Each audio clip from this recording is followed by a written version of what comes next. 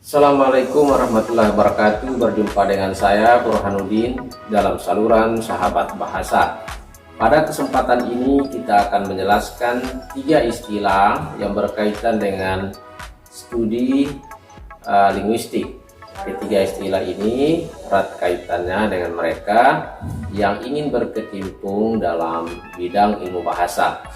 Ketiga istilah yang kami maksud adalah langge, lang, dan parol. Ketiga istilah ini sebenarnya diperkenalkan oleh Ferdinand de Saussure, Bapak Linguistik modern. Ketiga istilah ini diambil dari bahasa Prancis. Langue itu mengacu pada bahasa pada umumnya, dia bersifat sangat abstrak. Tentu hal ini relevan dengan ujaran manusia memiliki bahasa sedangkan binatang tidak, atau hewan tidak memiliki bahasa. Memang hewan atau binatang memiliki bahasa, tetapi sifat-sifat bahasa binatang berbeda dengan hakikat bahasa manusia, di mana bahasa manusia ini bersifat dinamis, lalu tumbuh dan berkembang sesuai dengan pemakainya, bersifat konvensional, kemudian diartikulasikan, diujarkan, kemudian bersifat arbitrer dan terdiri atas simbol-simbol berupa huruf dari bahasa tulis jika suatu bahasa itu memiliki sistem tata tulis. Kemudian yang kedua itu adalah istilah lang. Lang itu adalah mengacu kepada bahasa tertentu.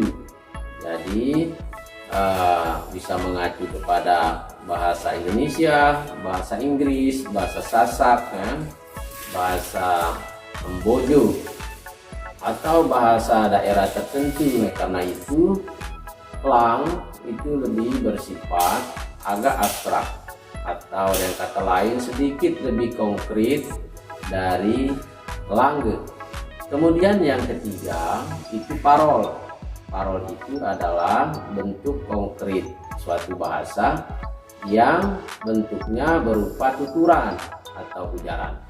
Kalau kita mau membedakan istilah lang dan parol, lang yang bersifat agak abstrak, parol bentuknya konkret, kita analogikan dalam bidang fonologi atau sistem tata bunyi dalam bahasa Indonesia. Misalnya kita mengenal istilah fonem dan fon. Nah, fonem ini analog dengan istilah lang, sedangkan fon itu analog dengan istilah parol. Jika kita menengok definisi dari fonem itu adalah satuan bahasa yang terkecil yang tidak mengandung arti tetapi berfungsi membedakan arti. Dapat juga kita definisikan fonem itu sebagai abstraksi dari suatu fon atau beberapa fon, karena suatu fonem dapat memiliki satu fonnya. Misalnya fonem A hanya memiliki satu fon. Nah, kita ambil contoh fonem O dalam bahasa Indonesia. Fonem O dalam bahasa Indonesia memiliki alofon atau fon O. Misalnya pada kata toko, tempat kita berbelanja, dan ada O. Fon O dan O adalah realisasi atau bentuk konkret dari fonem O. Ada dalam kehidupan sehari-hari yang diujarkan, yang dituturkan itu adalah fon O dan O. Tidak pernah penutur bahasa Indonesia itu mengujarkan fonem O, karena fonem O itu hanya ada dalam pikiran, dalam sistem penutur bahasa itu. Kemudian contoh lain dalam bidang morfologi, istilah lang itu analog dengan istilah morfem, sedangkan istilah parol analog dengan istilah morf.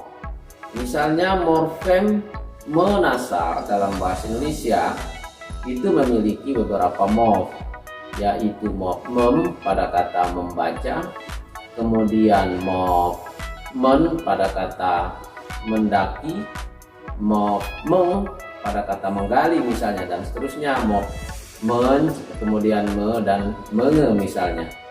Nah, bentuk-bentuk konkret berupa mop tadi, mem pada membaca, men pada mendaki, meng pada menggali, adalah bentuk-bentuk itulah yang muncul dalam ujaran, sedangkan menasal tidak pernah muncul dalam ujaran.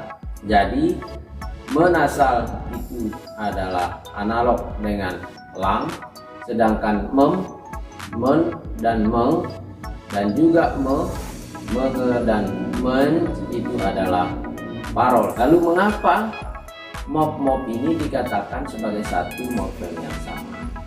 Sebenarnya mop ini memiliki satu makna yang sama, yaitu sama-sama memiliki makna melakukan kegiatan aktif, hanya wujudnya saja yang berbeda. Bentuk yang berbeda itu disebabkan karena perbedaan bunyi awal yang dilekati pada kata dasarnya. Demikian yang ingin kita bahas pada pertemuan ini. Sampai jumpa kembali di saluran Sahabat Bahasa. Wassalamualaikum warahmatullahi wabarakatuh.